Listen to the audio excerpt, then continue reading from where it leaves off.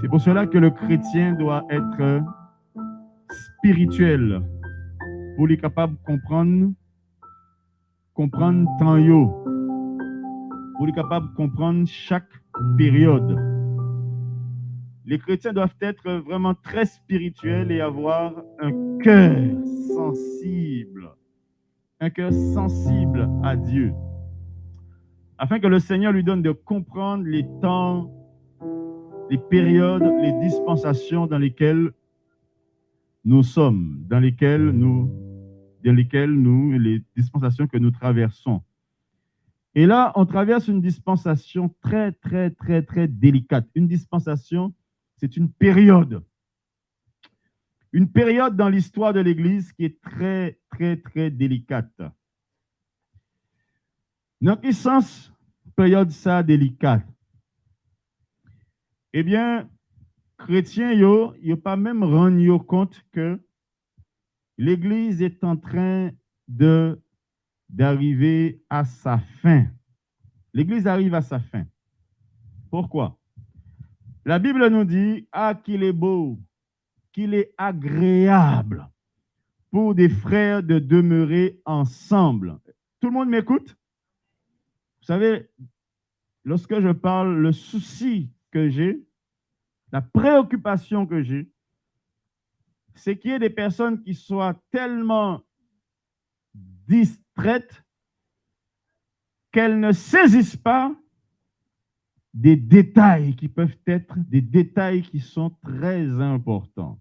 Un détail que tu oublies ou que tu n'entends pas, dont tu ne fais pas attention, tu peux passer à côté des choses pures, des choses sacrées du Seigneur. Tu peux passer à côté. Tout le monde m'écoute? Vous voyez, l'Église est en train d'arriver à sa fin. La Bible dit qu'il est agréable, qu'il est doux pour des frères de demeurer ensemble. Amen. Il dit que c'est comme l'huile précieuse qui descend, qui est répandue, alléluia, mais qui descend, qui est répandue, mais qui descend, alléluia. Pourquoi? Parce que l'huile vient de quelque part. L'huile a une provenance, il est sorti en côté, amen.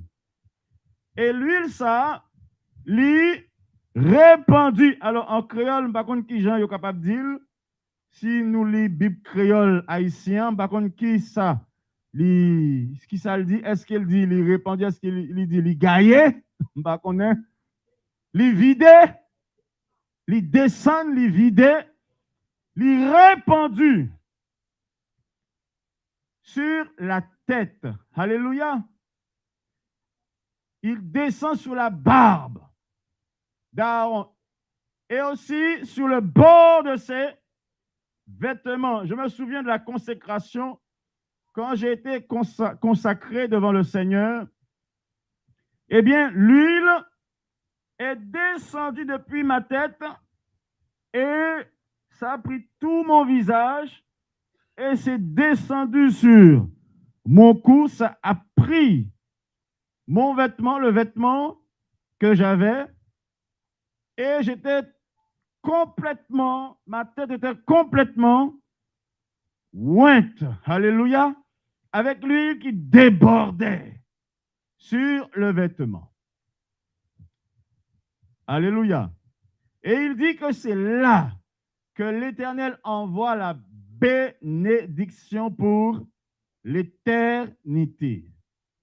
Cela veut dire que la haute volonté de Dieu, souvenez-vous, je vous ai enseigné des lieux très hauts, des lieux sacrés, des lieux très hauts. Je vous ai enseigné la plus haute instance, la plus haute juridiction. Amen. La plus haute instance, la plus haute juridiction, le plus haut lieu. c'est le lieu très saint, là où est Dieu. Et la haute volonté de Dieu, parmi les hautes volontés de Dieu, les grandes volontés de Dieu, les volontés sacrées de Dieu, parmi les volontés sacrées de Dieu,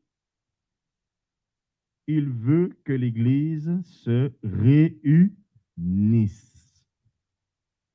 Il veut que l'Église soit rassemblée. Il veut que les chrétiens se rassemblent. Amen. Si nous tendez un monde qui a prêché contre le rassemblement de chrétiens, moun sa même s'il prêchait Jésus, moun sa n'est pas de Dieu. Amen. Il n'est pas de Dieu. Pourquoi? Parce qu'il y a même un rassemblement final, une réunion finale, et le Seigneur a inauguré déjà cette réunion-là. Cette réunion-là, dans la chambre haute, dans la préparation, lorsque le disciple est allé lui préparer la Pâque. Et que quand il est venu pour manger la Pâque avec ses disciples, il a dit, je désirais tellement manger cette Pâque avec vous. Alléluia. En fait, il était en train d'inaugurer la rencontre de l'Église dans le ciel avec lui et avec Dieu et avec le Saint-Esprit. À cette époque, à ce moment-là. Et lorsque nous sommes en train de prendre la Sainte Seine ensemble, nous sommes en train de perpétuer cette inauguration du rassemblement dans le ciel avec Dieu jusqu'à ce que cela soit effectif, jusqu'à ce que ça fasse vrai. Amen. Donc vous voyez que le rassemblement est d'une grande importance. Et parce que aujourd'hui le rassemblement est de moins en moins possible, tu dois savoir que c'est un signe de la fin de l'Église. Chrétien, est-ce que vous là? À cause du fait que l'Église, a un problème pour le rassembler, fidèle, à cause que rassemblement fidèle compromis, il y a difficulté, nous vivons dans temps, ça c'est un temps qui comme ça. C'est pas un bagage qui passager, non. C'est un temps qui consacre. Dis à la personne qui est à côté de toi, ça ne peut pas durer. Ça ne peut pas durer. Hein? C'est parce que l'Église est en train d'arriver à sa fin sur terre. L'Église commençait. La fin de l'Église commençait. Sous ça.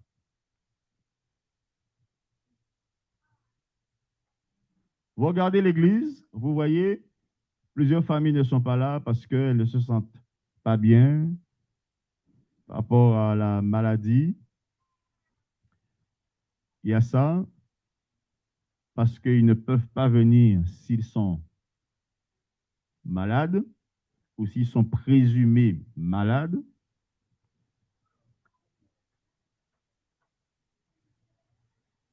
L'Église, il y a les confinements. Amen. Il y a des confinements. Il y a des arrêtés préfectoraux. On peut se trouver des mois et des mois. Dernièrement, c'est arrivé des mois et des mois et des mois sans pouvoir se rassembler. Il y a plusieurs mesures qui sont prises qui ne sont pas en faveur du rassemblement de l'Église. Ça, c'est la loi. Il faut respecter la loi. Il y a la distanciation. Il faut changer de salle. Il faut changer de lieu de rassemblement.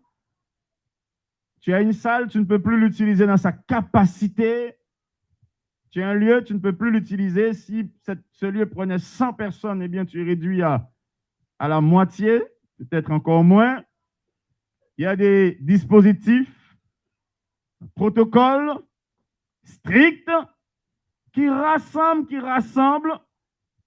Tu es obligé de dire à des personnes, selon la salle, tu ne peux pas venir. Sinon, on fera un autre culte, si c'est possible, si on ne tombe pas dans le couvre-feu. Tu es obligé de pip, pip, pip, pip, au suivant, pip, pip, au suivant, pip, pip. On l'a là, hein, on l'a, hein, là, on l'a. C'est la loi, on l'a. On vous a pris la température ce matin? Non? Non, il faut mettre ça en place, hein, le protocole, s'il vous plaît. Il faut mettre ça en place, il faut prendre la température. C'est la loi. Il faut... Pip, pip. Ah, tu as la fièvre. Eh bien, il faudra un lieu pour isoler. Hein? Bientôt, qu'est-ce qui peut arriver à l'Église? Qu'est-ce qui va se passer? Pour l'instant, ce n'est pas répandu à l'Église, mais ne vous étonnez pas demain qu'ils disent, si vous n'êtes pas vacciné, vous ne pouvez pas venir à l'Église. Ah, si vous n'êtes pas vacciné, vous ne pouvez pas venir à l'Église. Ne vous étonnez pas.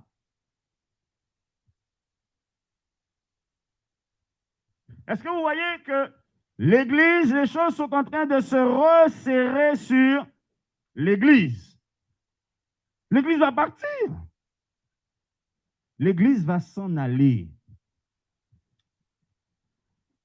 Alors que l'Église va s'en aller, chrétiens, fidèles ou visiteurs, en question, on voulait poser au matin. Quel est ton cœur aujourd'hui vis-à-vis de Dieu? Parce que tout se joue là.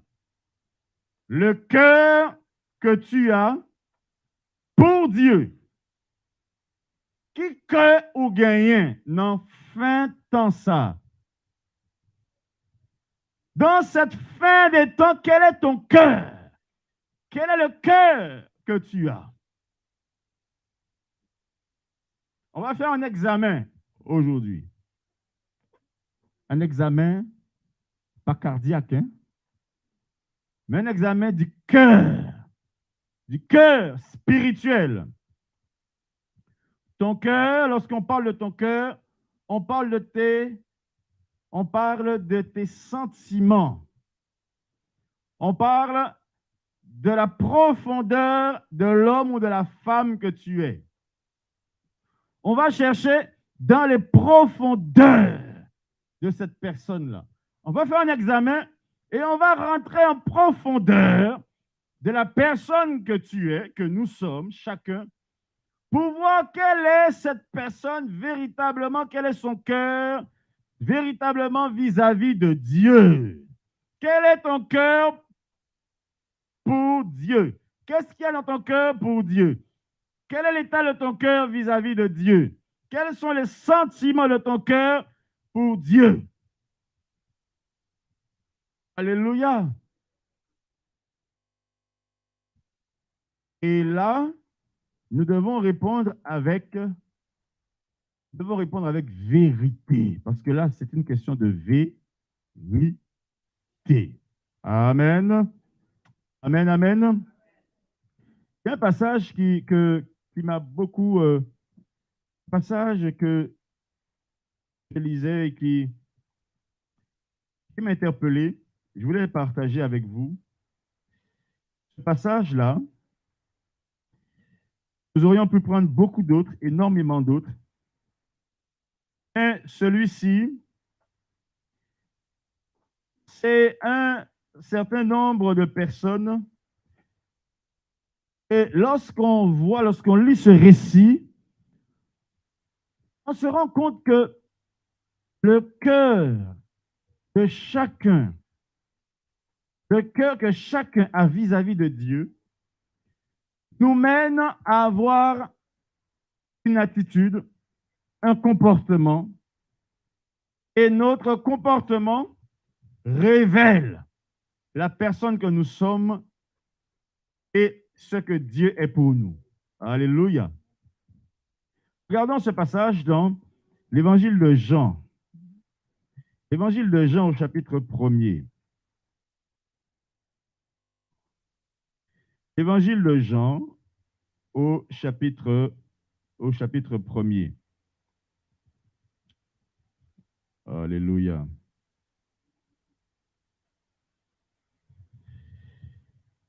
Nous allons prendre l'évangile de Jean, chapitre 1er.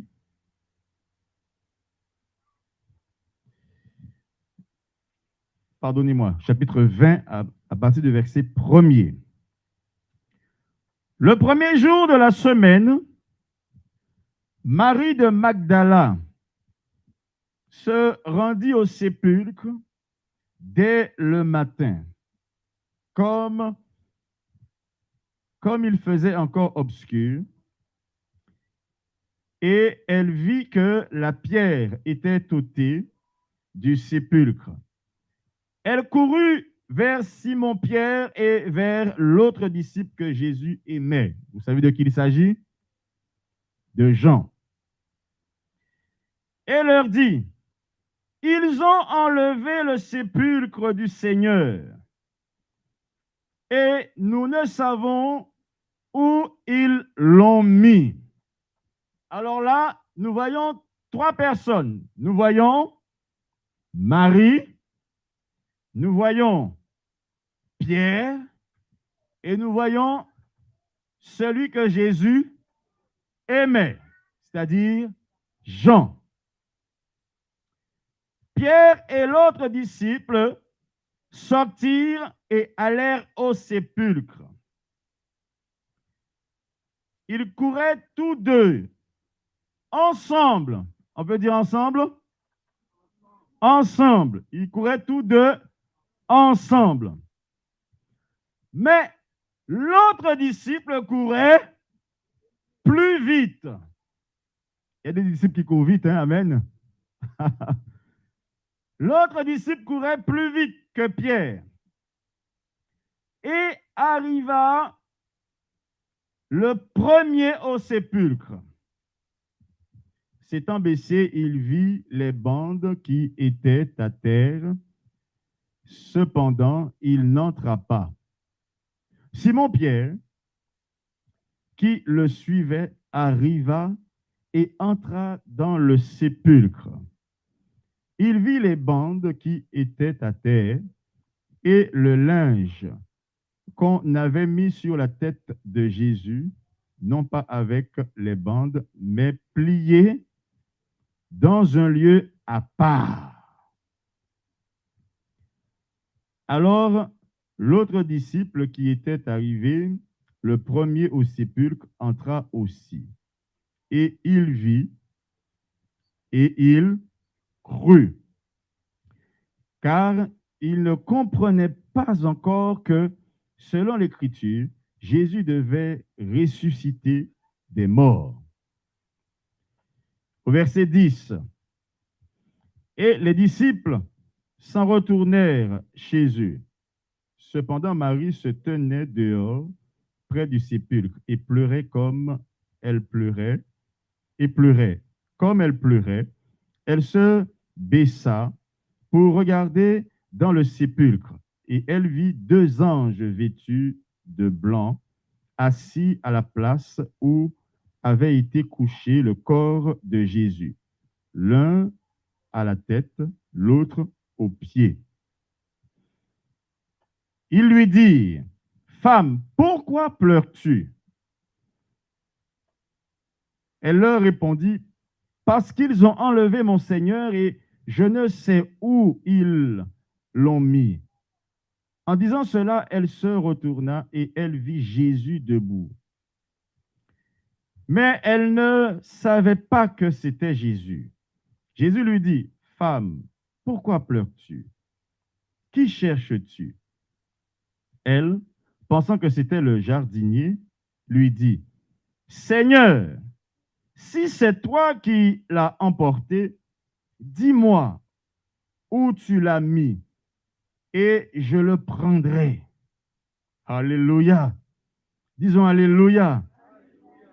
Seigneur, si c'est toi qui l'as emporté, dis-moi où tu l'as mis et je le prendrai.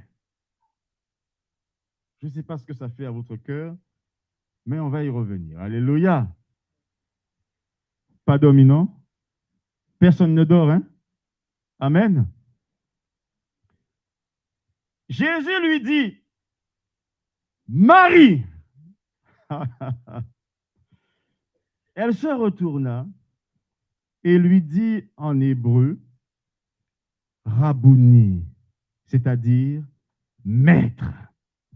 Marie, maître. Alléluia. Marie, maître. J'imagine un peu la scène. Marie. Alors vous savez, un point d'exclamation, il y a plusieurs exclamations, plusieurs types d'exclamations. On ne sait pas si c'est Marie ou si c'est Marie ou si c'est Marie. On ne sait pas. Mais on sait que c'était fort. Le point d'exclamation nous livre un message et nous dit que c'était un moment fort, que c'était un moment spécial, que Marie était en train de vivre quelque chose de très spécial avec Jésus. Marie, maître, Rabouni. Et vous savez, dites-vous que maître en français et Rabouni en hébreu, ça n'a pas la même portée. Amen.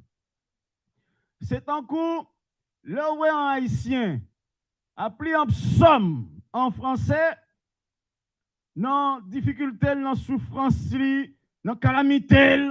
Et puis, il prend un psaume en français. Je me souviens, ma mère adoptive qui disait à ma soeur, le problème, ça, qu'on ne connaît pas les Français, oui, mais prends Bible créole. Lis psaume ça en créole. Ça n'a pas la même portée. Et vous imaginez un peu l'hébreu. L'hébreu dont la parole de Dieu est issue, qui est le berceau de l'évangile. L'hébreu, la langue de Dieu, la langue du Seigneur Jésus sur terre. Rabouni, ce n'est pas notre maître en français. Hein? Non. On ne va pas rester longtemps dessus parce qu'on a beaucoup de choses à voir. Alléluia.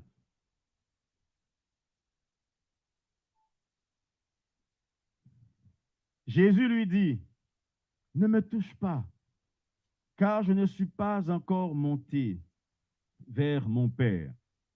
Mais va trouver mes frères et dis-leur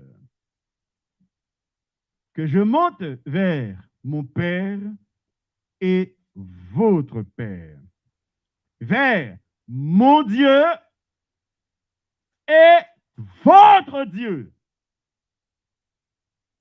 Marie de Magdala allait annoncer aux disciples qu'elle avait vu le Seigneur et qu'il lui avait dit ces choses. Est-ce que vous voyez la portée, la lourdeur, le calibre de message que Jésus a donné à cette femme, aux disciples? Je ne vais pas m'étendre dessus, mais vous allez entendre prochainement un enseignement sur le ministère de la femme. Pour fermer la bouche de ceux qui disent que la femme n'a rien à faire, la femme n'a rien à dire dans l'Église et que le ministère de la femme n'existe pas. Est-ce que vous avez vu le calibre de message que Jésus a donné à Marie? Va dire, il envoie évangéliser, non pas n'importe qui, non pas des païens, les disciples. Va leur dire que je m'en vais au Père et votre Père. Imaginez Marie qui dit aux disciples, j'ai vu le Seigneur Jésus. Alors que eux, ils sont partis. Ils ont couru. Il y a un qui courait plus vite, l'autre courait moins vite. Et finalement, il y a un qui a dépassé l'autre. Il y a un qui est arrivé, qui n'est pas entré. L'autre est arrivé, lui, il est entré, etc., etc. Ils ont vécu des choses extraordinaires. Et puis après, ils sont partis. Marie est restée, pleurer.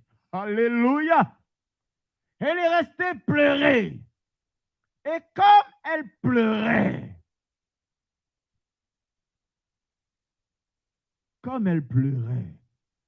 elle regarde et elle voit deux anges. Elle peut décrire où était l'un, où était l'autre. L'un au pied et l'autre à la tête. Imaginez un instant Marie qui vient donner ce message. Marie qui vient donner cette explication, ce message, cette description aux disciples qui étaient là aussi, au même endroit. Et leur dit, j'ai fini par voir celui qui n'est plus dans le sépulcre, le Maître. Et il m'a donné un message pour vous. Il m'a dit de vous dire, je m'en vais au Père, votre Père. Si les disciples avaient le même comportement que les hommes de Dieu d'aujourd'hui, les disciples auraient dit, mais pour qui tu te prends, femme? Amen. Tu es une femme, pour qui tu te prends? Pour nous parler de la part de Jésus que tu aurais vu. Et Dieu est en train de nous enseigner qu'il monte au Père, qui est aussi notre Père. On le sait. Pourquoi tu te prends? Tu penses pouvoir nous enseigner quelque chose? D'ailleurs, tu n'as pas le droit d'enseigner. Amen. Est-ce qu'elle est en train d'enseigner là? Elle enseignait. Elle donnait un message que le Seigneur lui a donné. Et avec autorité. Amen. Amen. Quand tu as un message du Seigneur, tu es accompagné d'une autorité du Seigneur. Le message est accompagné d'une autorité. Je vous ai déjà expliqué la notion de l'autorité. Non pas l'autorité sur l'homme, non pas l'autorité sur ceux auxquels il prêche, auxquels elle prêche le message. L'autorité accompagne le message parce que il y a toujours quelque chose qui est dressé pour combattre le message. Donc le message vient avec l'autorité. Parce que lorsqu'il y a un message, il y a une guerre. Amen. Et quand il y a guerre, il faut une autorité. Vers le Père qui est votre Père. Vers Dieu qui est votre Dieu. Elle est en train d'enseigner là, quelque chose de très haut niveau. On laisse ce dossier-là, on le ferme. Alléluia. On continue. Dans ce passage que nous avons lu à partir du verset 1er, nous avons vu 3 personnes. Puis viennent s'ajouter 3 autres personnes. Les 2 anges et le Seigneur Jésus. Amen. Vous voyez ici, lorsque vous considérez les 3 premières personnes qui nous intéressent, puisque on a 3 personnes terrestres et nous avons 3 personnes célestes. Lorsque nous considérons les 3 premières personnes ici, nous voyons qu'il y a une différence dans leurs actions, une différence dans leur comportement. Et le comportement qu'il y a chez chacune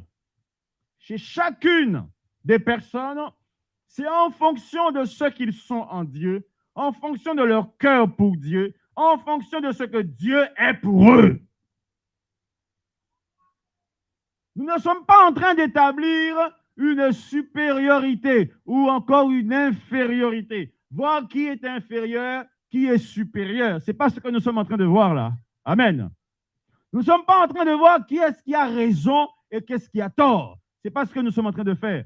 Nous ne sommes pas en train d'établir un jugement entre ces personnes. Ce n'est pas ce que nous sommes en train de faire.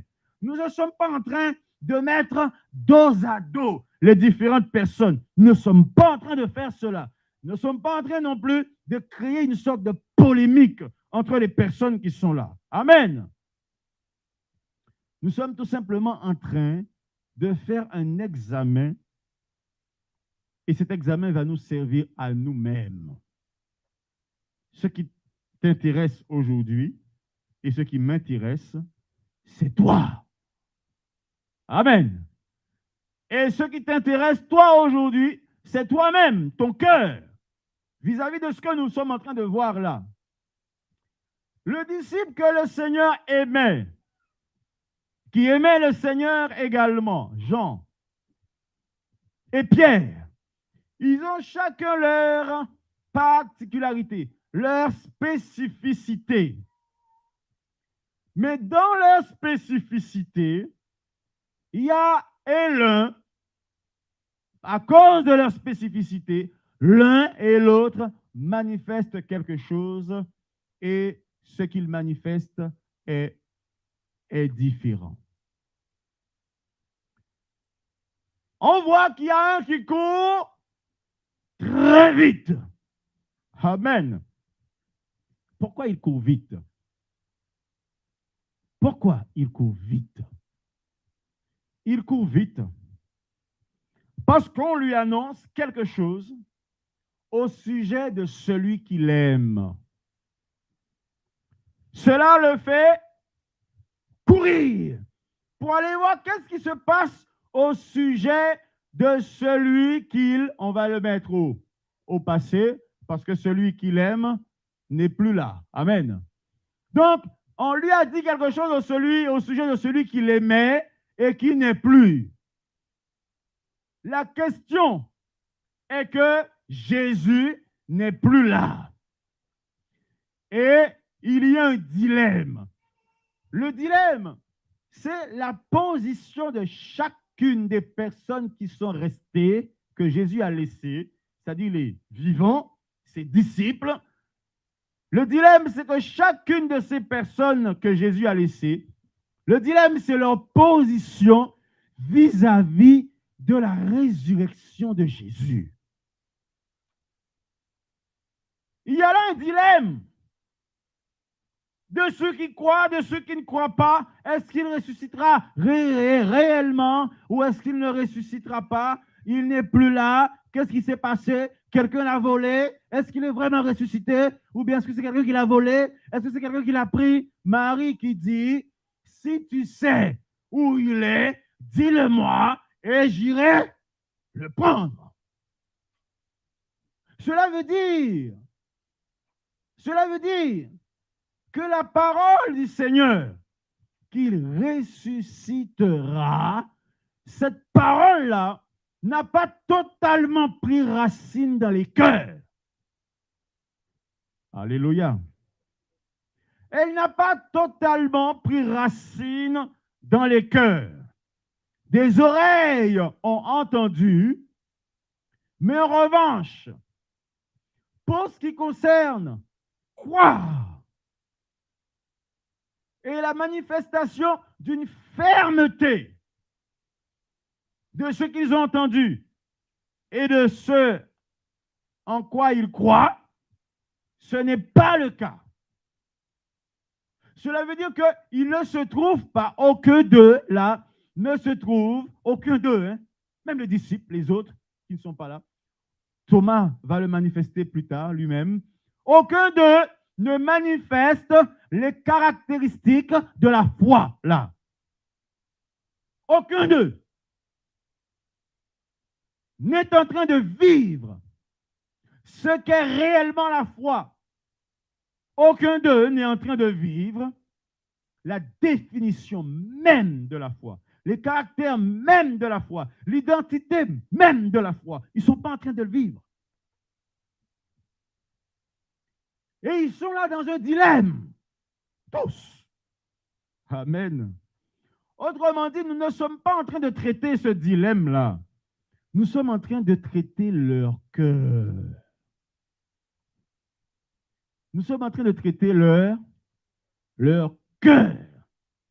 Amen. Ça va, ma soeur? Ça va bien? Amen. Nous sommes en train de traiter et de comprendre, d'examiner leur cœur. Amen.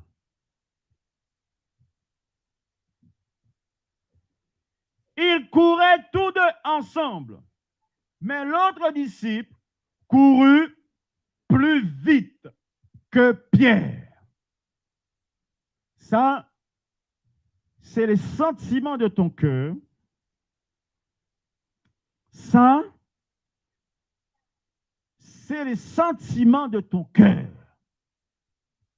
Ça, c'est ce qui habite ton âme, ton cœur, qui te fait avoir ce comportement, qui te donne cette force, qui te donne cette détermination, qui donne cette vivacité. Il court plus vite que tout le monde, parce qu'il s'agit de celui qui l'aimait. Pierre, lui, il va continuer à courir, Pierre. Il va continuer à courir. Il arriva, mais l'autre disciple courut plus vite que Pierre et arriva au sépulcre. Donc, il arrive en premier au sépulcre. S'étant baissé, il vit les bandes qui étaient à terre. Cependant, il n'entra pas. Cela veut dire qu'il a eu un coup d'émotion. Amen. Il a eu un coup d'émotion. Il a couru. On ne sait pas ce qui se passait dans sa tête et ce qu'il espérait voir. Peut-être qu'il espérait, lorsqu'il arriverait au sépulcre, qu'il voit Jésus quelque part. Il arrive et il ne voit que des bandes. Je ne sais pas s'il s'est dit, aïe, aïe, ça vide. Aïe. On pensait qu'en était vrai, Jésus en côté. On pensait qu'en était vrai, Jésus à côté, ou en disant à Cisé. Il n'entra pas. L'autre disciple, lui, il est allé à son rythme. Il est arrivé, mais lui, il est entré faire un constat. On voit deux cœurs différents. On voit deux procédés. On voit deux manières d'agir différentes. Amen. lui aussi, il livre son cœur. Mais sauf que, il y a une différence entre les deux. Et vous savez, c'est comme ça que Dieu va faire son choix. Jésus va faire son choix en fonction du cœur de chacun, en fonction de la profondeur du cœur de chacun, en fonction de là où le cœur de chacun peut le conduire. Dieu te choisira pour une œuvre si tu as un cœur qui va courir très vite, qui arrivera, qui ne rentrera pas. Il te choisira en fonction de cette œuvre-là. Et il te choisira en fonction du cœur que tu as, qui courra peut-être moins vite, mais qui arrive et qui entre en profondeur. Faire le constat, comprendre, examiner. On va voir qu'il y a un constat qui est fait. Les bandes sont d'un côté, le linge est plié, se trouve un autre côté. Il y a un constat qui est fait. Il est allé plus loin. Il te choisira en fonction de ça. Amen. On est en train d'examiner les cœurs. Amen. Quel est ton cœur? Je ne suis même pas en train de parler de cœur méchant là, parce que je suis optimiste et j'ai la foi, je suis optimiste. Mon optimisme, c'est que il n'y a personne là qui a un cœur si mauvais que ça soit impossible de l'utiliser pour la gloire de Dieu. Alléluia. Nous sommes en train de parler du réveil. Nous cherchons des cœurs pour le réveil. Amen. Donc, je ne crois pas qu'il y a un cœur ici qui soit un cœur si mauvais,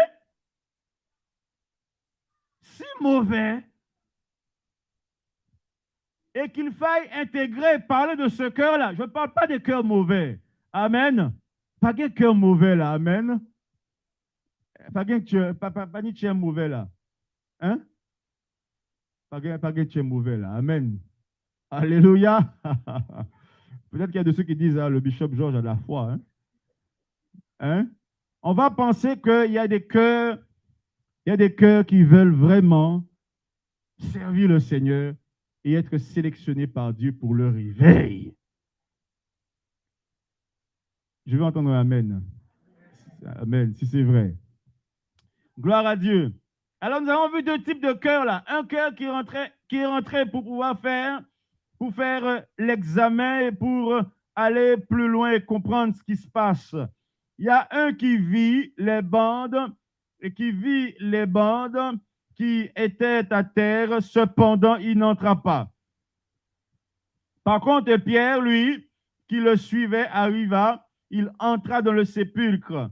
Et la Bible nous dit, il vit les bandes qui étaient à terre et le linge qu'on avait mis sur la tête de Jésus, non pas avec les bandes, mais plié dans un lieu à part. Il fait un constat. Il va en profondeur. Alors l'autre disciple qui était arrivé le premier au sépulcre entra à ce moment-là aussi. Il se laisse entraîner. Alléluia. Il se laisse entraîner. Ah! Moi, je suis celui que Jésus aimait et qui aimait Jésus. Je suis celui qui mettait ma tête sur la poitrine du Seigneur, qui entendait battre son cœur. Je n'ai pas besoin de suivre quelqu'un. Hein? Je n'ai pas besoin de suivre quelqu'un. Je n'ai pas besoin de suivre un exemple. Je n'ai pas besoin de suivre exemple en monde. Je n'ai pas besoin de suivre un monde. Ce n'est pas un monde qui a dit ça pour me faire. Parce que je ne suis pas proche lui seulement. Tête-moi tes sous cœur. Non. Il il trouve que c'est bon, que c'est très bien. L'action de Pierre, qui pourtant ne courait pas aussi vite que lui, qui entre, il trouve que c'est bon qu'il fasse comme lui, qu'il rentre aussi. Acclamons le Seigneur.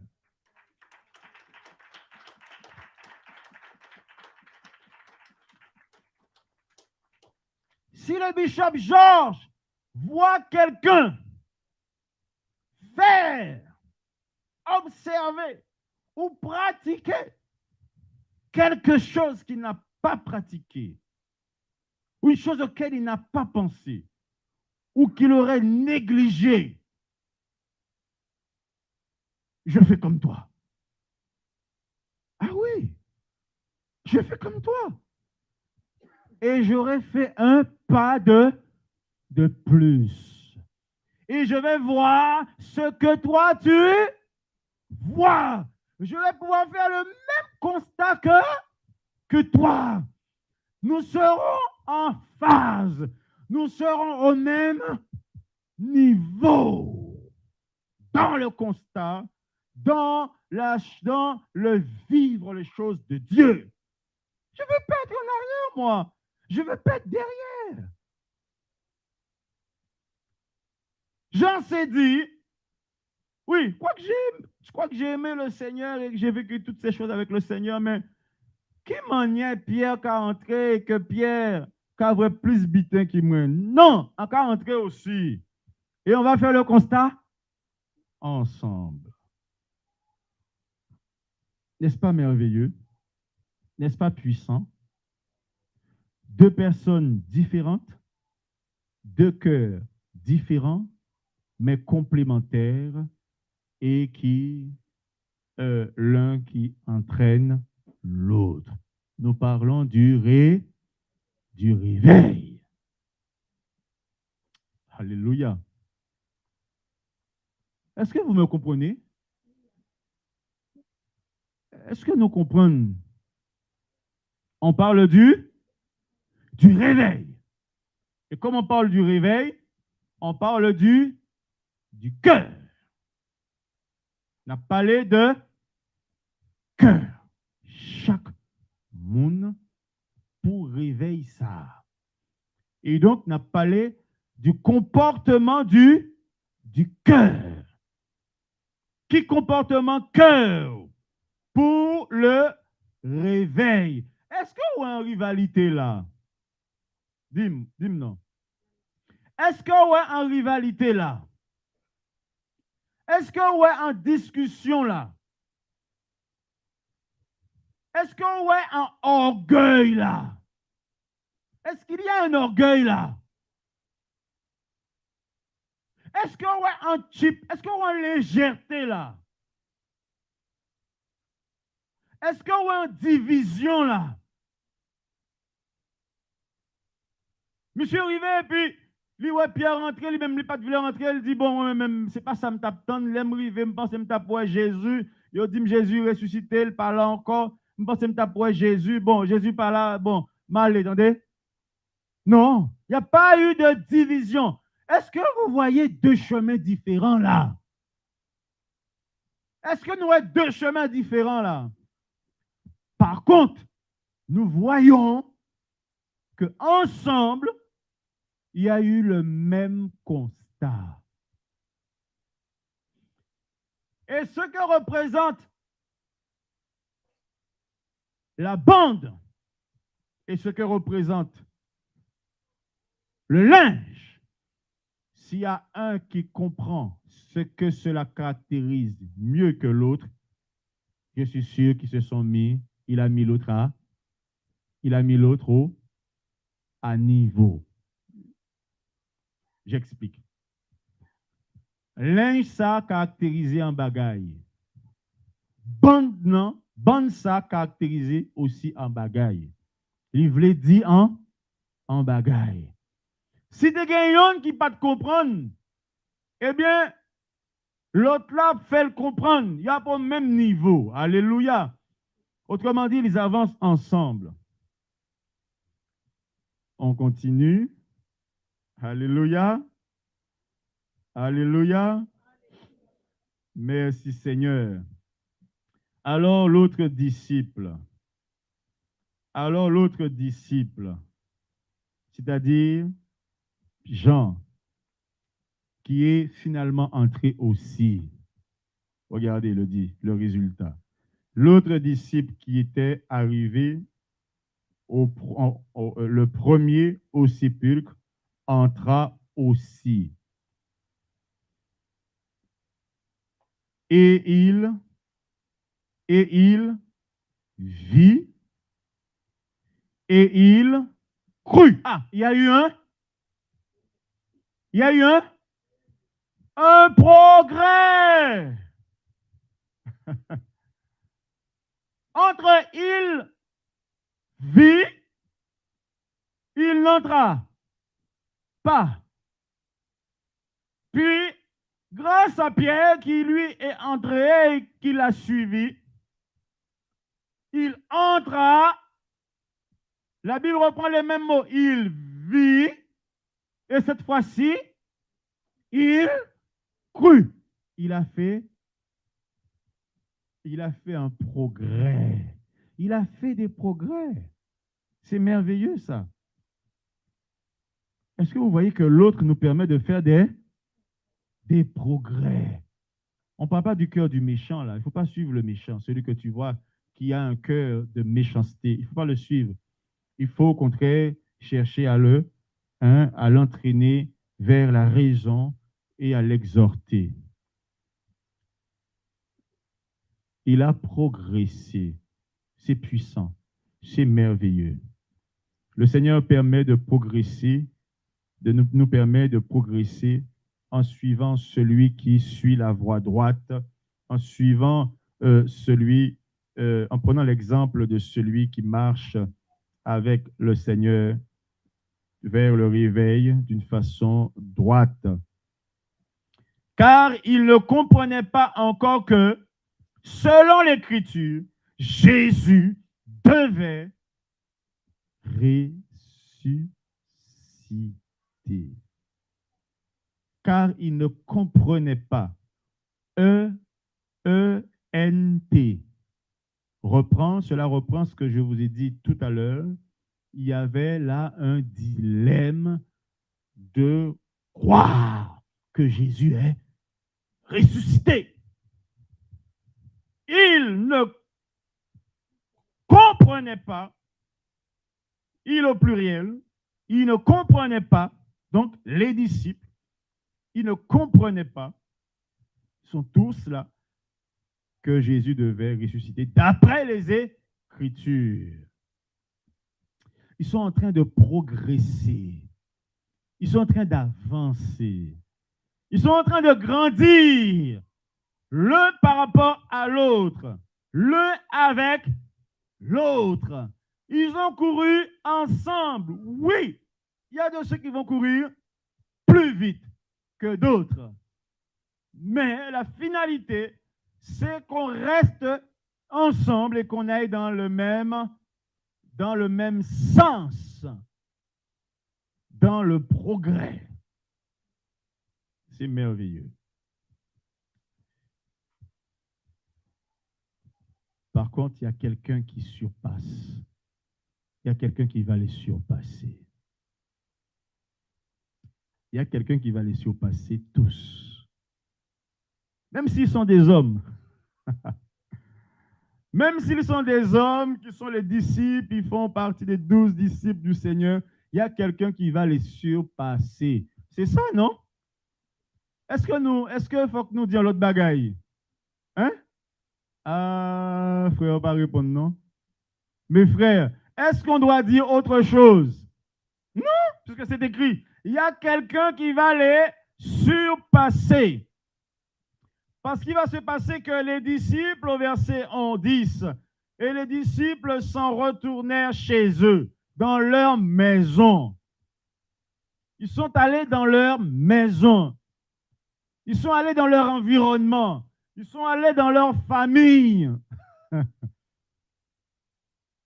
Et Marie, elle, Il n'a pas de famille lui-même.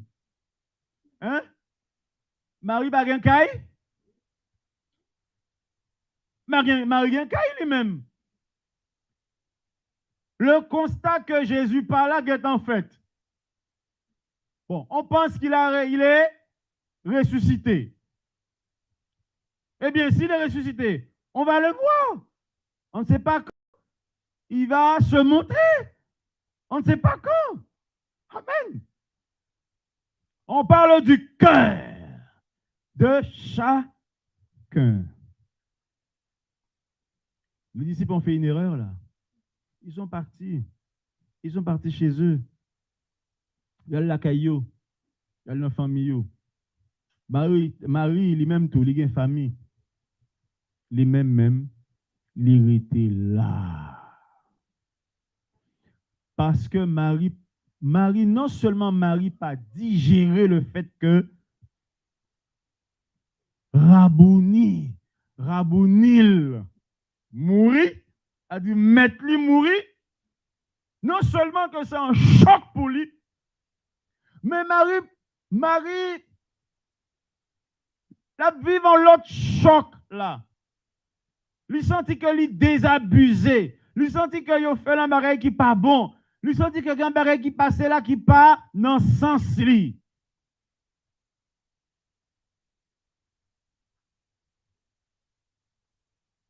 Elle reste là à pleurer. À pleurer. C'est en général les femmes qui pleurent pour l'Église. Elles sont là au pied du Seigneur, elles pleurent. Elles pleurent dans l'Église. Elles souffrent dans l'Église. Elles souffrent avec les serviteurs de Dieu. C'est elle qui nettoie bien souvent l'Église. C'est elle qui nettoie les toilettes. C'est elle qui souffre pour les veuves, pour les orphelins. C'est elle qui souffre. C'est elle souvent qui est au chant. C'est elle. Elles sont plus nombreuses partout dans l'Église, dans tout, au plus bas rang. Il n'y a pas de bas rang, mais je veux vous dire au rang assis, hein, sans être dans une responsabilité, une fonction spéciale. Elles sont plus nombreuses à tous les niveaux. Hein? Le diacre Serdeux me regarde et il doit se dire, hey, c'est moi qui nettoyais les chapiteaux là, hein, la dernière fois avec les frères. Alléluia. Elles sont partout plus nombreuses. Et je les ai même vues en Afrique. Il n'y a pas une chose que les frères font qu'elles ne font pas. Avec des dizaines et des dizaines. Moi, je n'ai jamais fait ça.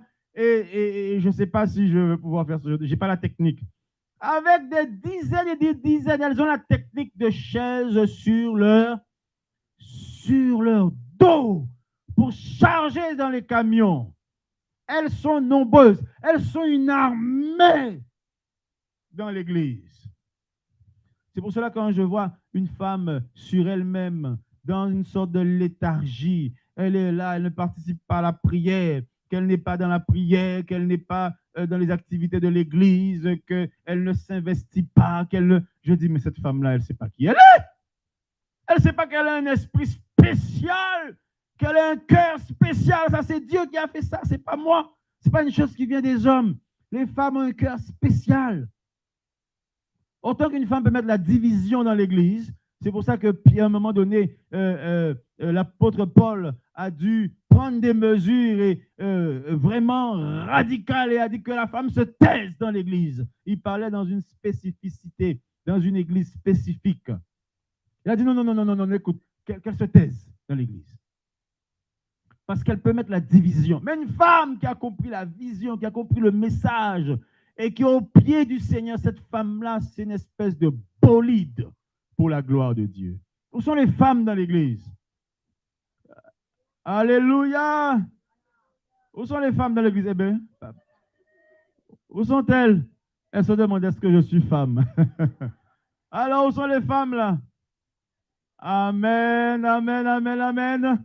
Alors, il faut foncer Tu as vu la petite, elle a levé la main bien haut. Sois bénie, ma fille, au nom de Jésus.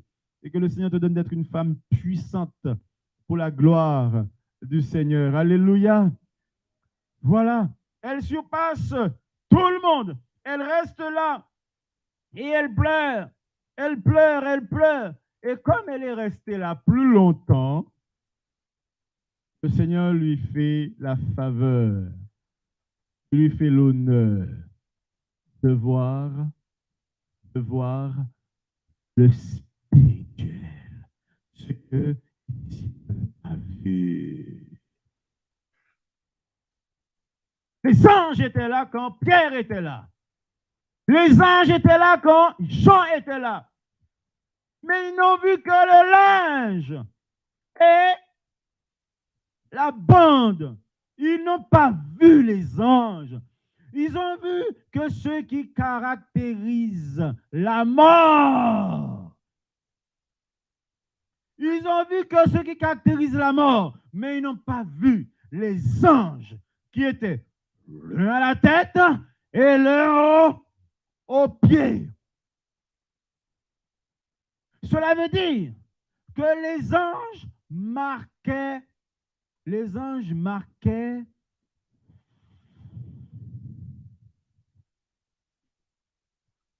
ils étaient la marque, ils marquaient la longueur du Seigneur Jésus. C'est-à-dire entre celui qui était à la tête et celui qui était aux pieds, il y avait Jésus entre les deux.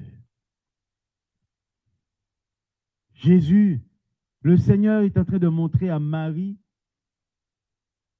le processus, la position même des anges dans la résurrection du Seigneur Jésus. Il y avait un au pied et un à la tête. Quand la résurrection a eu lieu, vous m'avez compris? Donc les anges marquaient la position exacte du Seigneur Jésus. C'est-à-dire qu'avant que Jésus ne ressuscite, avant que Jésus-Christ ait ressuscité, eh bien, ça qui était dans la tête là, c'est vraiment la tête de Jésus taillée, et ça qui est dans le pied là, c'est vraiment la Jésus taillée. Alléluia. Avant vide là, avant pas de gagner rien encore, eh bien, c'est là Jésus taillé.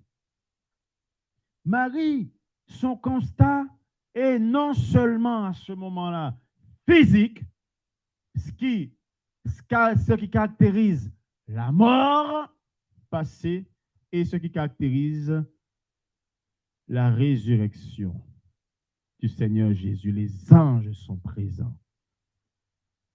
Alléluia. Et elle va voir plus encore, elle va voir le Seigneur. Il lui manquait quelqu'un au milieu. C'est ce que je veux vous expliquer. Je vais vous expliquer l'un à la tête, l'autre au pied. Il manque celui qui était au milieu. L'équation n'est pas finie.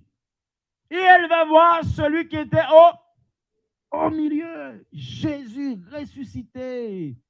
La boucle est faite. Elle va tout voir à ce moment-là. Et c'est à elle que le message va être donné. Va dire. Ce que je veux te dire, c'est que le cœur insistant, le cœur persévérant, le cœur qui va en profondeur, le cœur qui n'est pas pressé, le cœur qui a soif des choses de Dieu, le cœur qui est insatisfait de Dieu, insatisfait des choses de Dieu, c'est-à-dire qui a soif de Dieu. Il va voir, et il va voir encore et encore des choses.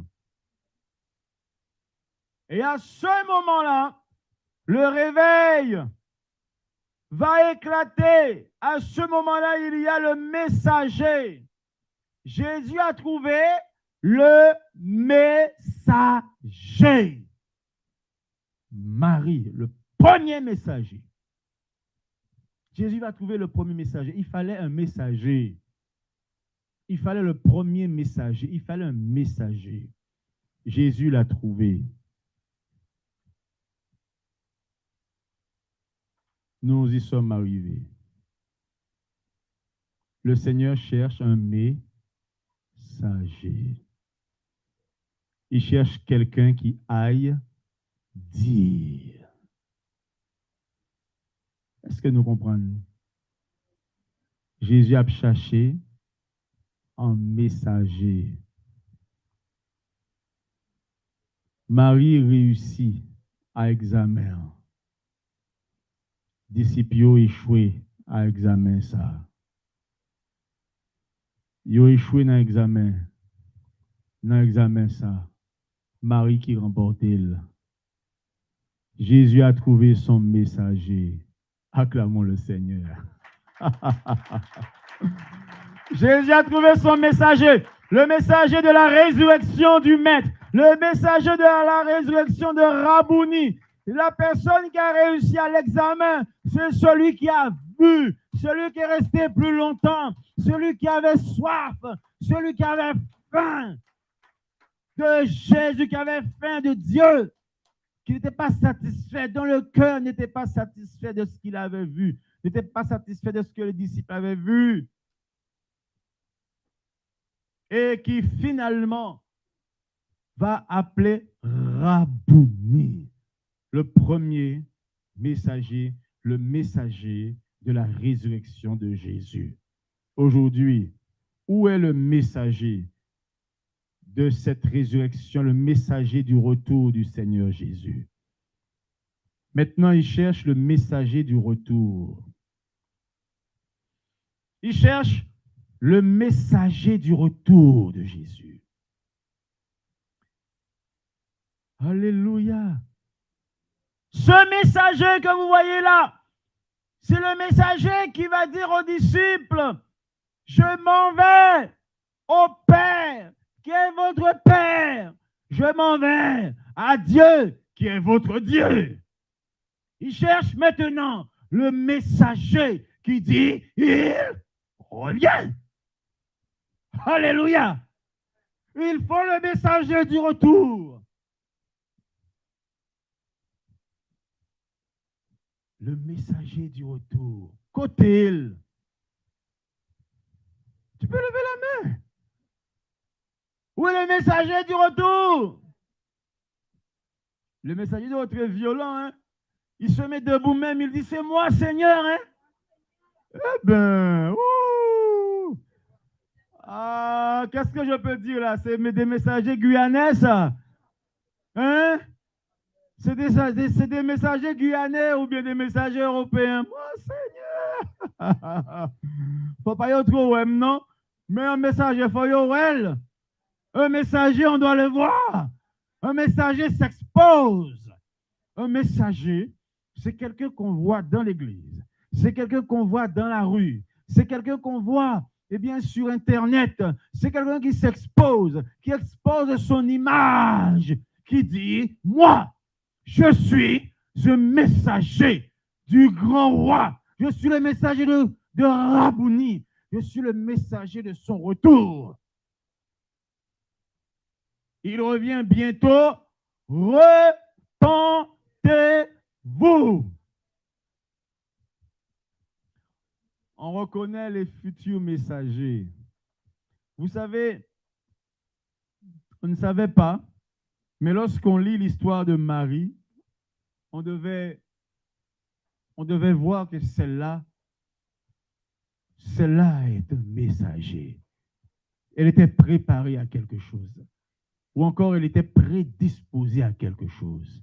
On va juste regarder un dernier passage. Regardez ce passage-là. Regardons ce passage. Et puis on termine. Regardez. Luc, on regarde dans Luc 10. Luc chapitre 10.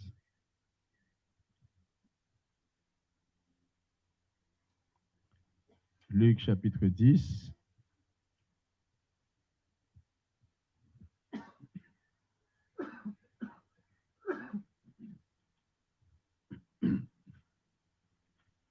Luc chapitre 10.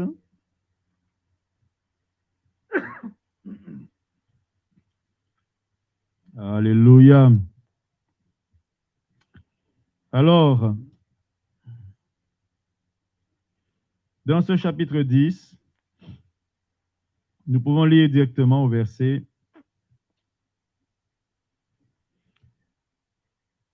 On peut lire au verset 38.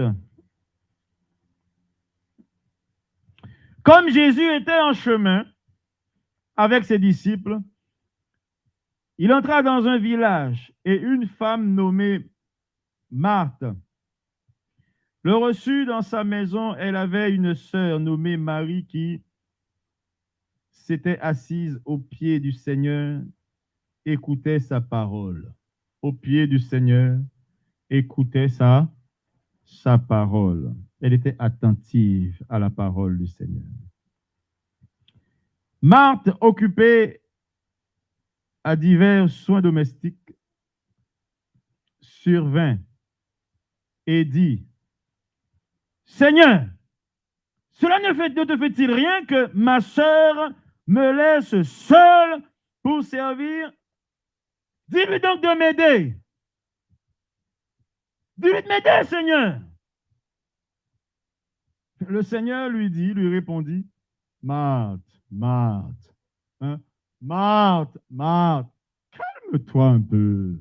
Hein? Marthe, Marthe, tu t'inquiètes, hein? Tu t'agites pour beaucoup de choses. Une seule chose est nécessaire. Marie a choisi la bonne part qui ne lui sera point ôtée. Qui ne lui sera point ôtée. N'est-ce pas puissant? N'est-ce pas puissant? Qui ne lui sera point ôté.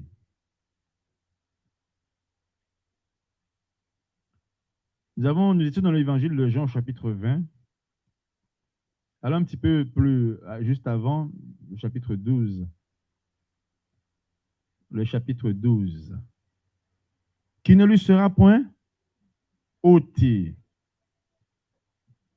Le Seigneur annonce déjà la donne. Une part qui ne lui sera point ôtée. Vous avez vu son cœur, dans quelle position son cœur l'a mise? Au pied du Seigneur. C'est pas que Marie était paresseuse, hein? Hein? C'est pas que Marie était paresseuse, non? Elle était au pied du Seigneur. Elle a choisi, elle a fait ce choix-là.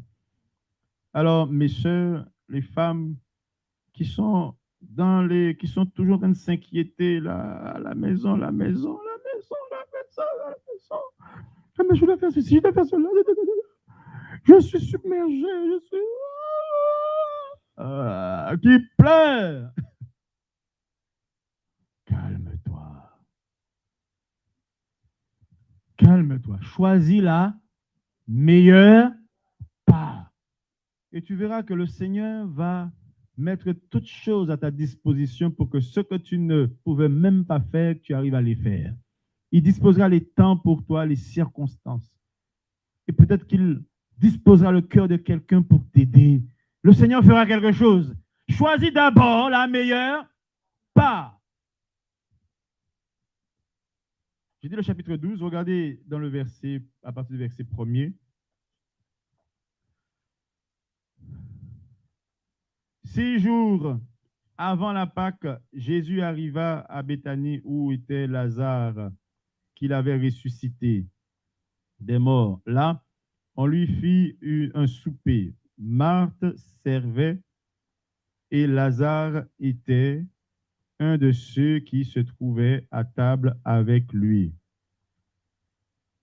Marie, ayant pris une livre d'un parfum de nard pur, de grand prix, oignit les pieds du Seigneur Jésus et elle lui essuya les pieds avec ses cheveux. Et la maison fut remplie de l'odeur du parfum. Un de ses disciples, Judas Iscariote, fils de Simon, celui qui devait livrer Jésus, dit, « Pourquoi n'as-tu pas vendu ce parfum 300 deniers pour le donner aux pauvres, pour les donner aux pauvres? » Il disait cela non qu'il se mit en peine des pauvres, mais parce qu'il était voleur et que, tenant la bourse, il prenait ce qu'on y mettait. Amen. Alléluia. Vous voyez, elle était déjà en train d'œuvrer pour la sépulture du Seigneur. Elle était déjà l'un des acteurs principaux. L'un des acteurs principaux de ce qui concerne la mort et la résurrection du Seigneur Jésus. Une part qui ne lui sera point ôtée.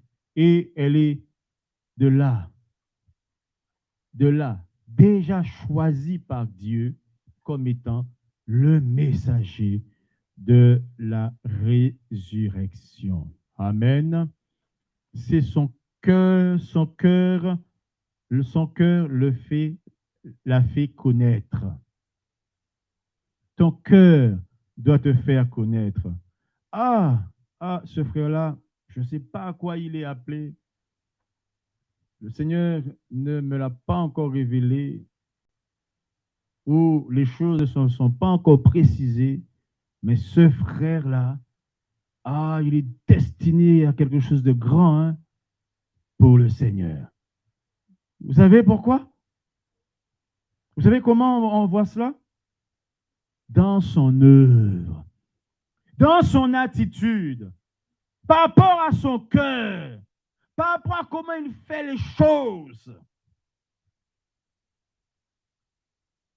Il est prévenant. Cette femme, elle est prévoyante.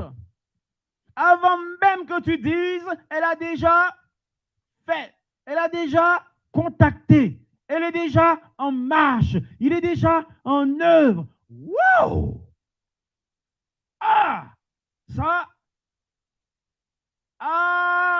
Ça c'est la femme du réveil. Hein? Bishop, je ne comprends pas.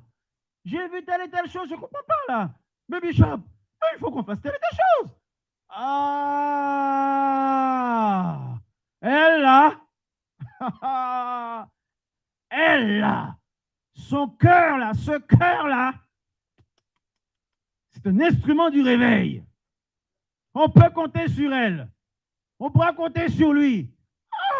Il est là avant tout le monde. Mais il a déjà tout mis en place. Mais elle est une espèce de bolide. Quoi? Mais elle a déjà compris ça? Mais c'est la femme du réveil. Oh, son cœur, ce jeune-là. Mais regarde comment il fait ça. Regarde avec quel amour. Mais regarde sa promptitude. Mais regarde comment il est ponctuel. Oh, mais ce jeune-là. Non. Ça, c'est le signe qu'il est la personne. Il est la personne. Amen. Ton cœur dit, ton cœur parle, ton cœur te fait agir, ton cœur prévoit, ton cœur te fait voir avant les autres, ton cœur te fait aller avant les autres, ton cœur te fait courir plus vite, ton cœur. Peut-être que toi, tu cours pas vite, moi, je cours pas vite, je suis désolé. Mais ton cœur, mon cœur me fait entrer. Alléluia. Mon cœur me fait entrer. Mon cœur me fait constater. Il y a ça, il y a ça, il y a ça. Et l'autre, son cœur le fait rester plus longtemps. Son cœur le fait pleurer dans la prière, dans le jeûne. Son cœur le fait s'asseoir là, réfléchir.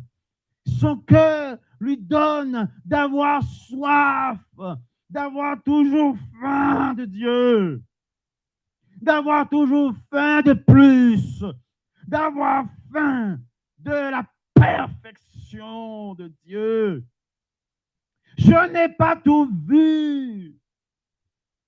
Il y a quelque chose après. Je ne sais pas quoi, mais il faut que je reste plus longtemps. J'ai envie de pleurer. Alléluia. Je veux pleurer. J'ai envie de pleurer. Je sens que ça monte dans mes entrailles. Son cœur le mène à vouloir comprendre plus. Son cœur le pousse, te pousse. Tu ne sais pas pourquoi, mais je suis poussé à comprendre plus, à aller plus loin. Mon cœur me dit, on ne peut pas s'arrêter là. Il faut plus loin, il faut aller plus loin. Bishop, il faut aller plus loin. Pasteur, c'est pas possible qu'on s'arrête là. Il faut qu'on aille plus loin. Alléluia. Mon cœur me parle et me dit,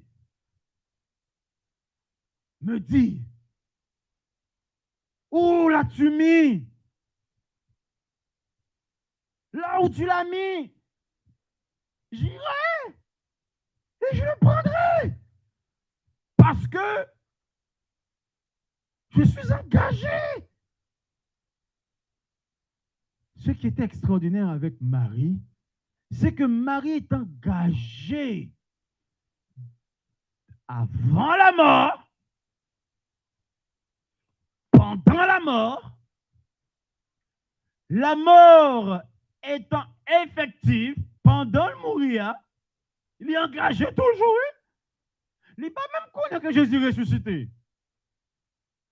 Mais il sentit que les gardiens, les plus gardiens de corps Jésus que Ange même là. Elle est gardienne du corps. Il n'est pas là. Dis-moi côté lien bol. Oh. Alléluia. Je suis engagé. Ça m'habite dans mon corps, dans mon âme, dans mon esprit. Mon cœur explose. C'est mon cœur qui parle. C'est mon cœur. Ton cœur te fait, te conduit. Ton cœur te fait croire. Ton cœur te fait espérer, demeurer, te fait pardonner. Ton cœur te pousse.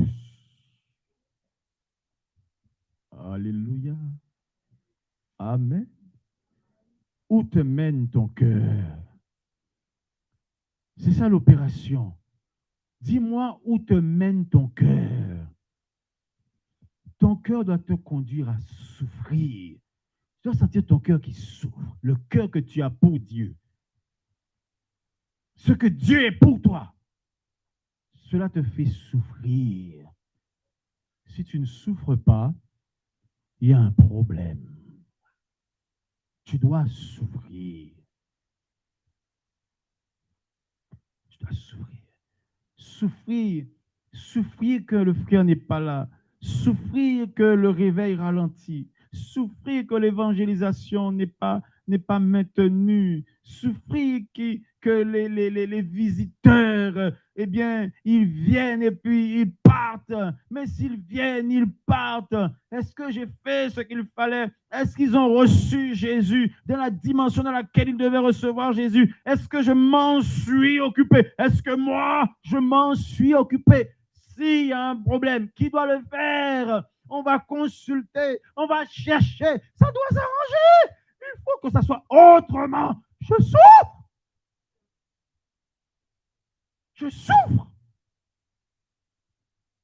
C'est mon cœur qui me conduit. C'est mon cœur qui m'a mené à mettre ces chapiteaux ici pour l'œuvre de Dieu. C'est mon cœur. C'est mon cœur c'est mon cœur qui, même si je devais habiter dans ce lieu, même si je ne devais pas habiter dans ce lieu qui était loué, tu aurais pu faire de l'argent. Hein? Je vais vous dire quelque chose, mes frères. J'avais un projet dans cette parcelle-là. Un projet dans cette parcelle. Ce lieu était loué. Alléluia. C'est mon cœur. Je n'ai pas besoin de cet argent. Alléluia. Parce que j'ai un compte en banque dans le ciel. J'ai un Dieu que j'aime, moi, qui est dans le ciel. Ce projet ne verra jamais le jour. Si l'œuvre de Dieu doit y demeurer, si Dieu l'envoie ailleurs, si Dieu envoie l'œuvre ailleurs, eh bien, l'œuvre de Dieu se fera dans ce lieu, dans une autre dimension. C'est pour Dieu, mon cœur, ton cœur doit te conduire à tes retranchements. Où est-ce que ton cœur te conduit? Si ton cœur te conduit, si ton cœur souffre, ce lieu-là est trop petit. Vous m'entendez, non? Si cœur a souffri pour l'œuvre de Dieu, ce lieu-là est trop petit. Ici, c'est trop petit. Il faut nous rajouter des chapiteaux, il faut nous partir, faut bon Dieu trouver un chemin pour le faire avec nous. Vous comprenez? Ton cœur, c'est la chose la plus importante. Et c'est ça qui manquait en pile homme de Dieu. Ils n'ont pas gagné cœur que bon Dieu voulait que vous gagné. Ça qui intéresse vous, c'est poche, c'est bien, c'est machine. Hein? Le pauvre en pasteur, pendant la prêcher, eh bien, il lance en série des paroles pour. Il dit comme ça. C'est normal pour un pasteur et conduire une belle machine. C'est normal qu'un pasteur conduit. Je ne dis que le pasteur va conduire une belle machine. C'est pas ça que je me dis, non? C'est pas ce que j'ai dit, hein? Mais tu vois tout le temps, pasteur Abdiou. Hein? C'est normal pour un pasteur conduire une belle machine. Hein? Je fais l'œuvre de Dieu. Hein? Pourquoi ça fait machine, moi, c'est une vieille machine? Hein? Machine, ma pour la machine qui est en panne depuis quelque temps. Et puis tu as l'impression qu'ils sont en train de vous culpabiliser. Ou pourquoi je me balle en belle machine? Il faut qu'on finisse par offrir en belle machine. Il faut que tu finisses par lui offrir une belle voiture. C'est ce qu'il est en train de te dire, hein? Qu'il faut que tu lui offres une belle voiture. Mais quand on dit une belle voiture, hein, il te donne un peu la gamme, hein? C'est normal qu'un pasteur, occuper un château, occuper tel. Ou bien t'occuper un château, pas de problème. Travaille. Si vous voulez occuper en machine ou bien en château, travaille. Ou bien, il y a un bagage que vous êtes capable de faire. Mettez-vous à plein temps pour le Seigneur. Plein temps, servis bon Dieu. Et au grand foi qui dit comme ça, et bon Dieu m'a ça tout, comme mettre servir, pas inquiétant de oh yeah, et pas mandé, oh yeah, servis, sois esclave. Et puis à ce moment-là, tu vas vivre des surprises. Oh, tu vas avoir même envie de courir, parce que tu ne cherches pas ça, tu ne veux pas de ça. Mais Dieu prendra soin de toi. Je ne suis pas capable de venir devant le peuple là. Et puis, on va menacer le peuple là, on va menacer. Je ne vais pas aller parce qu'on est rempli de cap suivre moi, oui, sur Internet. Hein? Tu ne peux pas être devant l'église comme ça. Et puis, tu es en train de menacer l'église. Il y a des ceux qui prennent leur veste et qui mettent leur veste par terre là. Comme si vous mettez leur veste là, on va bénir plus. Parce que femme femme qui tenait perte de sang, était touchée vêtement de Jésus, perte de sang, t'es arrêté. Donc, si vous le mettez dans la veste là, si tu viens le mettre dans la veste, tu seras plus béni que si tu mets dans la corbeille. Donc, ils mettent leur veste. Et puis, tu sens qu'ils ont envie de te menacer et te culpabiliser. Te culpabiliser. Que si tu ne mets pas là, Dieu va te frapper. Il faut que ça s'arrête. Cet évangile-là. Cet évangile du ventre doit s'arrêter. L'évangile véritable, c'est l'évangile qui parle de la souffrance. Jésus a souffert, tu souffriras. Vous parlez l'évangile, ça, non? Vous parlez le nom? Parce que vous même qu'à prêcher, il faut même commencer à souffrir pour le peuple là. Il faut même entrailles commencer à faire mal pour le peuple là. Jésus souffrit sans le couler, ou même tout, il faut qu'on souffrit. Jésus était esclave. Il t'a servi le peuple là, il était un serviteur, ou même tout, il faut qu'on serviteur. Il faut qu'on esclave du Seigneur. Il faut qu'on service du peuple de Dieu. Il faut que tu sois au service du peuple de Dieu. C'est ça l'évangile. Parce que les gens ont besoin d'aide. Les gens ont besoin d'aide. Ils ont besoin de support. Ils ont besoin d'être encadrés. Ils ont besoin que tu te sacrifies pour eux. Attention, ne passez pas devant la caméra, s'il vous plaît. Ils ont besoin que tu te sacrifies pour eux. Ça l'évangile. Soit prêchant l'autre évangile, soit prêchant l'évangile pour tête tout, pour vent tout. Tu n'es pas de Dieu.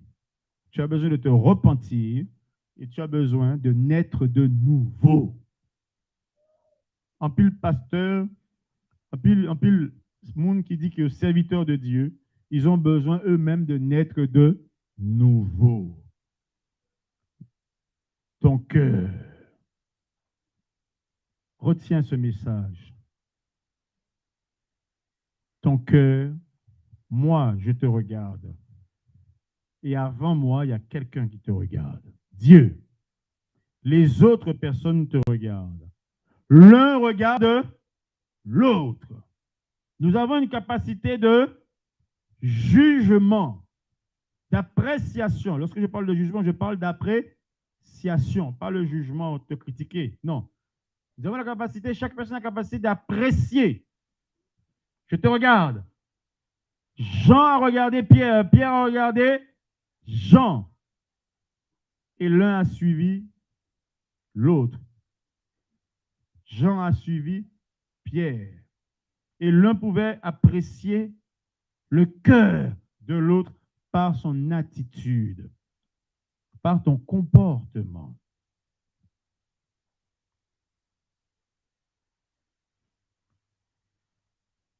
Donne le témoignage de ton cœur dans chaque chose que tu fais, dans ta façon de voir, dans ton comportement, dans l'heure à laquelle tu arrives, dans ta façon de faire l'œuvre de Dieu, dans le résultat que tu as, dans le fait de... Il y a même des choses que je ne pourrais même pas citer parce que Dieu va te conduire même plus profondément. Des choses auxquelles les personnes ne penseraient même pas, auxquelles toi tu penseras et que tu feras. Et les gens vont dire, certainement, c'est la femme du réveil. Certainement, c'est le jeune du réveil. C'est l'homme du réveil. Donc, ce matin, nous allons demander cela au Seigneur. Puis on va aussi se repentir devant Dieu. On va se repentir devant Dieu parce que Dieu n'a pas trouvé, il cherche, parce que Dieu ne m'a pas trouvé pour annoncer son retour. Si Dieu a trouvé, la Bible se répète, si Dieu a trouvé pour annoncer son départ, il cherche aussi pour annoncer son retour. Marie a commencé et les disciples ont pris le train en marche. Cela s'est perpétué et maintenant, nous sommes dans la dispensation qu'il faut prêcher son retour. La Bible se répète, Dieu est sage. C'est toi qui dois le faire, c'est moi qui dois le faire. Nous devons le faire ensemble. Nous allons le faire ensemble. Amen. Amen. Alléluia. Je vous invite à vous mettre debout. Alors, internautes, soyez bénis, que la paix et la grâce du Seigneur soient avec vous. Si vous reconnaissez que vous n'avez pas été celui,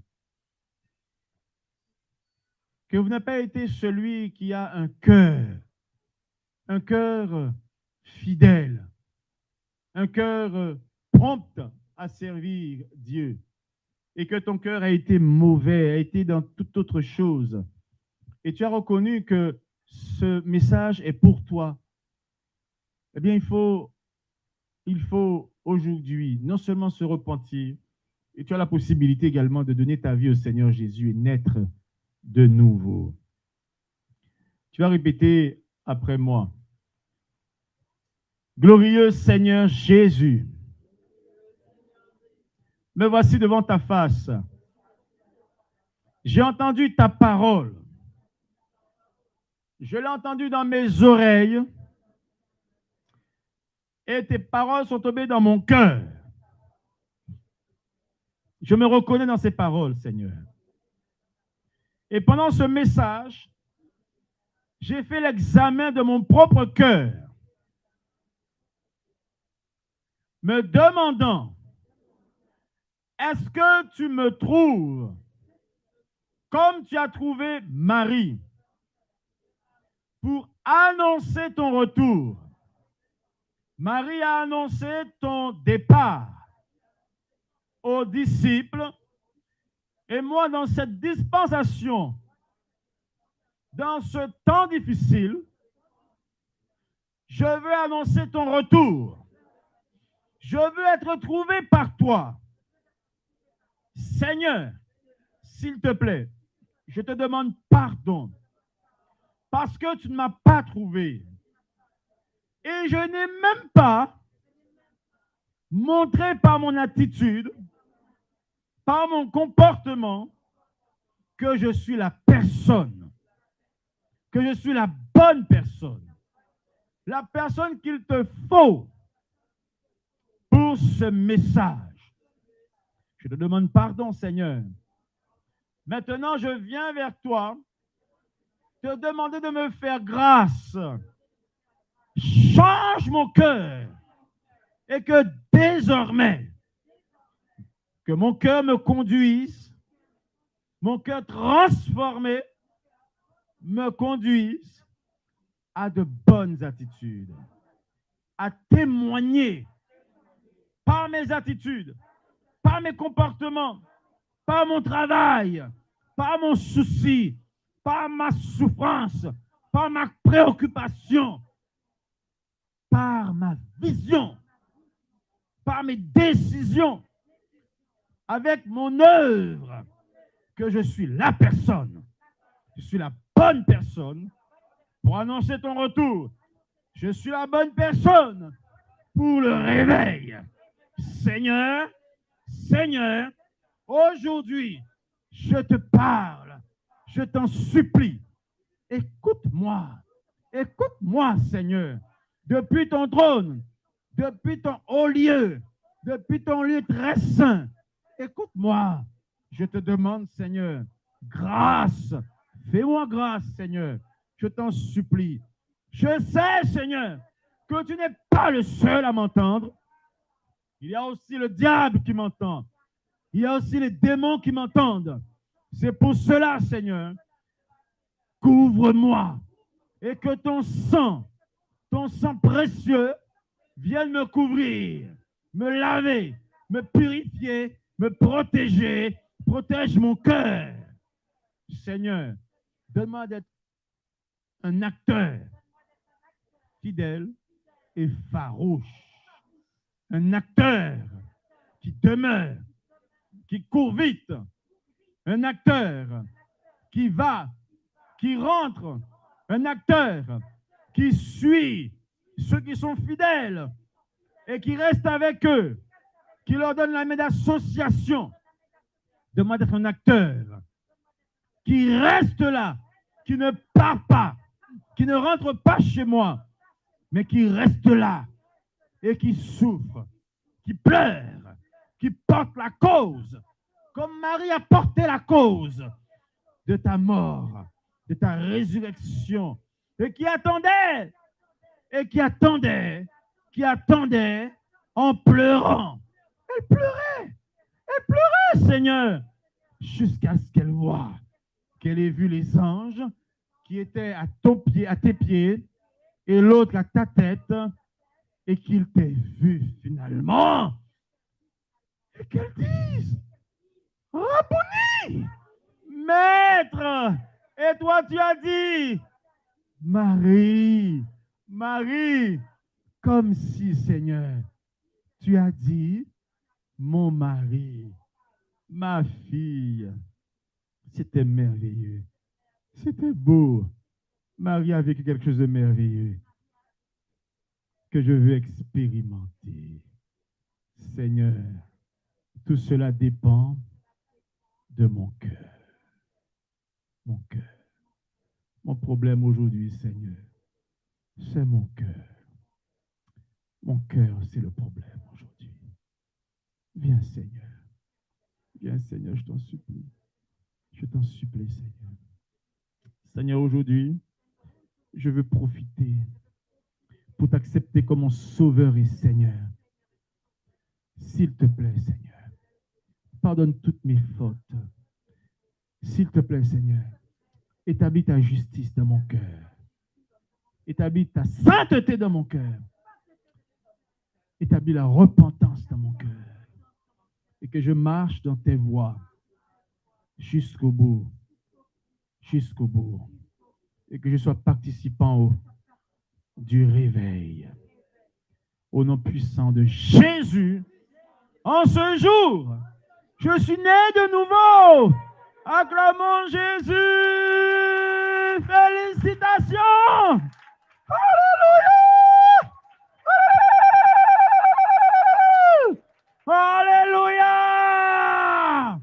Alléluia. Alléluia. Soyez bénis, internautes. Bon courage, que la paix et la grâce du Seigneur soient avec vous. Et à très bientôt pour tous les autres rendez-vous. Au nom de Jésus.